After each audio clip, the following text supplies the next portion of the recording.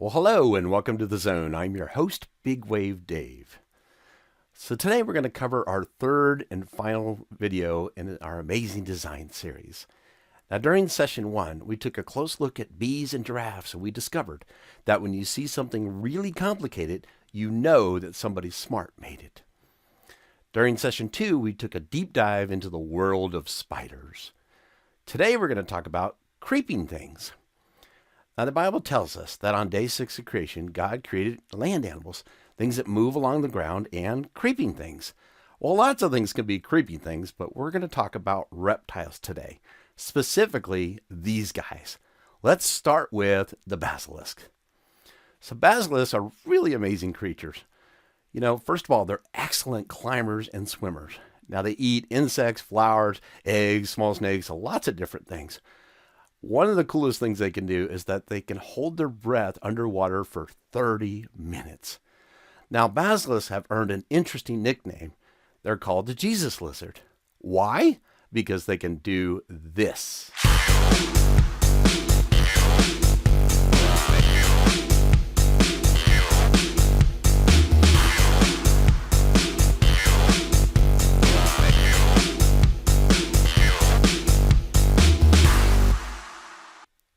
Wasn't that cool? How do they do that? God actually designed the basilisk to run on water. Let's take a closer look. First of all, basilisks are really light. But the key is in their feet. They have these long fringes of skin that spread out and create air pockets when they run. And to help them maintain their balance, God gave them these long tails. Now, basilisks are really fast. They can run up to about 15 miles per hour. But when they slow down on the water, that's when they sink. It kind of reminds me of skipping stones across the water. As the stone slows down, it sinks.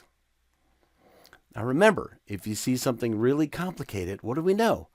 Somebody really smart made that. Basilisks show amazing design. Let's talk about geckos. So there are over 1,500 species of geckos, and they eat a whole bunch of different things. Now, most geckos are nocturnal, which means that they're active at night. So the world's smallest gecko is the jaguar. He's so small that he could curl up on top of a quarter. Isn't he cute? Now, the largest gecko is the New Caledonian giant gecko, and they can grow over 14 to 17 inches, which is bigger than this ruler. That is a big gecko. The gecko's tails are very interesting. They'll actually store fat in them as a food source, and they're designed to break off when a predator tries to catch them. Now, the really cool thing is that the tails grow back. But what makes geckos totally amazing, at least in my mind, is their ability to do this. Geckos can walk on almost any surface, like this glass here. How does he do that? Well, scientists have been trying to figure that out for years, and they've come up with lots of different ideas. For example, they thought at one point, maybe there's these little suction cups on the bottom, kind of like Spider-Man, right? Or maybe they have glue that they secrete to stick. No, that's not it either. So some people thought, well, maybe it's electrostatic, kind of like static electricity, when you rub a balloon on your hair and then stick it in the corner. But that wasn't it either.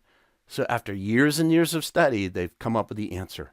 Geckos use van der Waals forces. To who to what? They use the force? No, not that force. Van der Waals forces.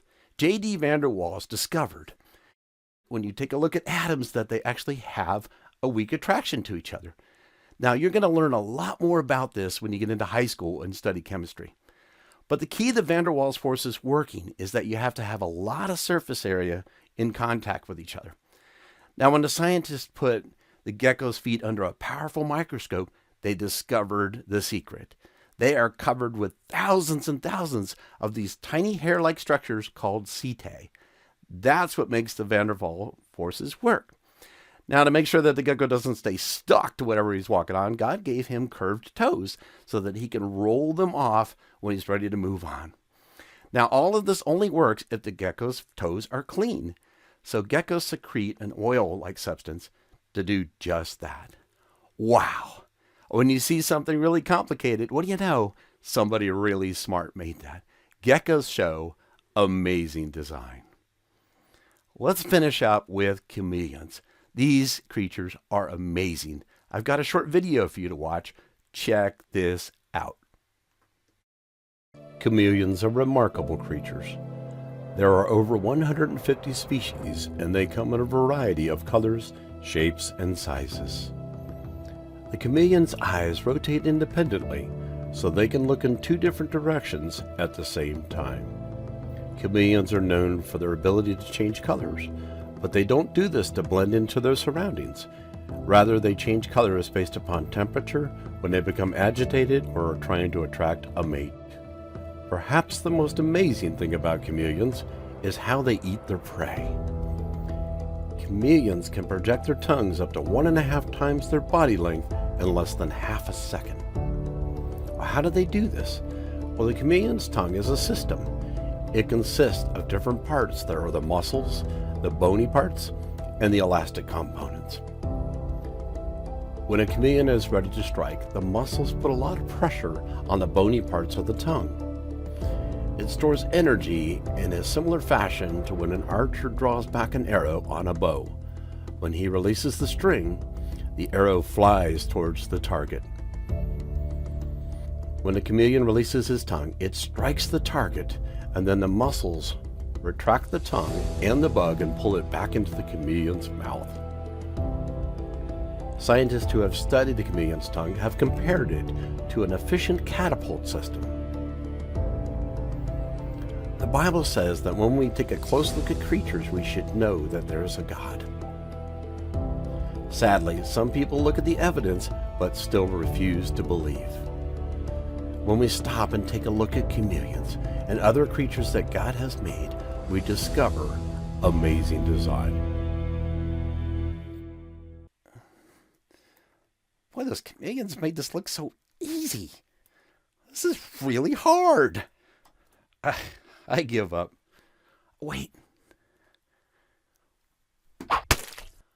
Oh, whoops. Sorry. Oh, bad idea. Oh, hello. Welcome back. Let's finish up. We have looked at a lot of amazing creatures during this series, but please remember something. They're not the same as when God first created them. You see, in the beginning, all the animals lived in peace and ate plants for food. Now, after Adam and Eve sinned, the world changed. Sin corrupted it. That's why some animals now eat one another.